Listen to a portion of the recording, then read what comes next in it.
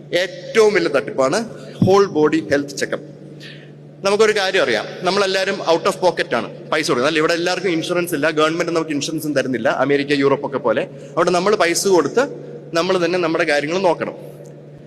നമ്മുടെ നാട്ടില് ഏറ്റവും പെട്ടെന്ന് ദരിദ്രനാവാൻ ഉള്ളൊരു ചാൻസ് എന്താണെന്നറിയോ? ഒന്ന് ഹോസ്പിറ്റലിൽ കയറിയാൽ മതി. ഒരു ICU അഡ്മിഷൻ എന്ന് പറഞ്ഞാൽ നിങ്ങൾ അടുത്ത ദിവസം ദരിദ്രനെ, അതായത് below poverty line is just one hospital bill away എന്നാണ് പറയുന്നത്. ഒരു ഹോസ്പിറ്റൽ ബിൽ കിട്ടിയാൽ നിങ്ങൾ ദരിദ്രനായി. അങ്ങനെ ദാരിദ്ര്യം കൂട്ടുന്ന ഒരു സംഭവമാണ് ഈ ഹോൾ ബോഡി ചെക്കപ്പ്, അല്ലെ എക്സിക്യൂട്ടീവ് ചെക്കപ്പ്. പല ഹോസ്പിറ്റലുകളും ഇപ്പം നമ്മുടെ നാട്ടില് കൂടുതലും സ്വകാര്യ ആശുപത്രികളാണ് രോഗികളെ സെർവ് ചെയ്യുന്നത്, അല്ലെ. നമ്മുടെ പബ്ലിക് ഹോസ്പിറ്റൽ എന്നൊക്കെ പറഞ്ഞാൽ പേരിനേ ഉള്ളൂ. സ്വകാര്യ ആശുപത്രികളാണ് കൂടുതലും അഡ്വാൻസ് കെയർ എല്ലാം നടക്കുന്നത്. അപ്പൊ അവർക്കൊക്കെ ഭയങ്കര ഇൻവെസ്റ്റ്മെന്റ് ആണ്. ആ ഇൻവെസ്റ്റ്മെന്റ് മുതലാക്കാൻ വേണ്ടി ഇങ്ങനത്തെ കാര്യങ്ങൾ ചെയ്തേ പറ്റൂ. ഇതിന്റെ ഒരു സ്പെഷ്യാലിറ്റി എന്താ അറിയോ?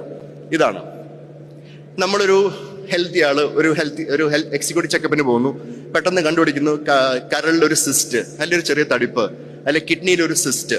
അപ്പൊ ആ സിസ്റ്റ് എന്താണെന്ന് അറിയാൻ വേണ്ടി നമ്മൾ CT സ്കാൻ ചെയ്യുന്നു, MRI ചെയ്യുന്നു. CT സ്കാനൊക്കെ എത്രയാണ്? 8,000 രൂപയാണ്. MRIക്ക് എത്രയാണ്? 12,000 രൂപയാണ്. ഇതൊക്കെ ചെയ്യുന്നു. ഏറ്റവും അവസാനം പറയുന്നു കുഴപ്പമൊന്നുമില്ല, അതൊരു സാധാരണ സിസ്റ്റ് ആയിരുന്നു. ഹെമാൻജിയോമ എന്ന് പറയുന്ന ഒരു ലിവർ തടിപ്പുണ്ട്. വളരെ നമ്മൾ ലിവറിന് ഒരു മറുക എന്ന് കരുതിയാൽ മതി. അതിന് വരെ പലതവണയായിട്ട് സ്കാൻ ചെയ്ത് പൈസ കളഞ്ഞ് നമ്മുടെ അടുത്ത് പേഷ്യൻസ് വരുന്നുണ്ട്, സെക്കൻഡ് തേർഡ് ഒപ്പീനിയൻ ആയിട്ട് ഇങ്ങനത്തെ എക്സിക്യൂട്ടീവ് ഹെൽത്ത് ചെക്കപ്പ് ചെയ്തിട്ട്.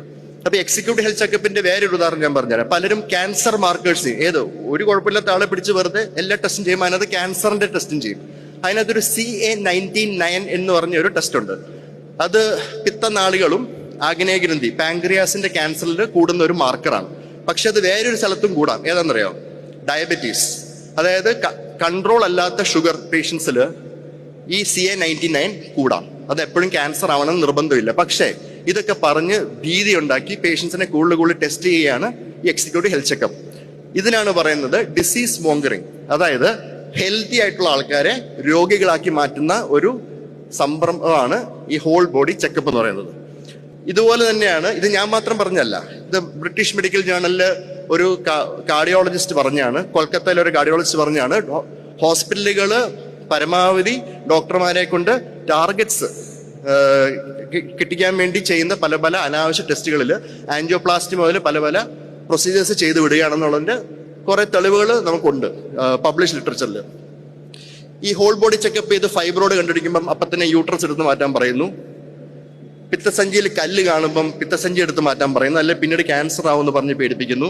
ശരിക്കുള്ള ചികിത്സ എന്താണ്? ഗോൾ ബ്ലാഡർ സ്റ്റോൺ കണ്ടുപിടിച്ചാൽ ഒന്നും ചെയ്യണ്ട, അത് വെറുതെ അവിടെ ഇരിക്കുകയാണ് ഒരു കല്ല്. ആ കല്ല് മൂലം പഴുപ്പ് കെട്ടോ നീർക്കെട്ടോ അതല്ലെങ്കിൽ ഫാമിലിയിൽ ആർക്കെങ്കിലും ഗോൾ ബ്ലാഡർ ക്യാൻസറിന്റെ റിസ്ക് ഉണ്ടെങ്കിൽ മാത്രമാണ് നമ്മൾ അതിന്റെ ചികിത്സ ചെയ്യേണ്ടത്. പക്ഷെ ഇവിടെ ഈ ഗോൾ ബ്ലാഡർ സർജറി ഇഷ്ടംപോലെ ചെയ്ത് പൈസ ഉണ്ടാക്കുന്ന പല ഹോസ്പിറ്റലും ഉണ്ട്.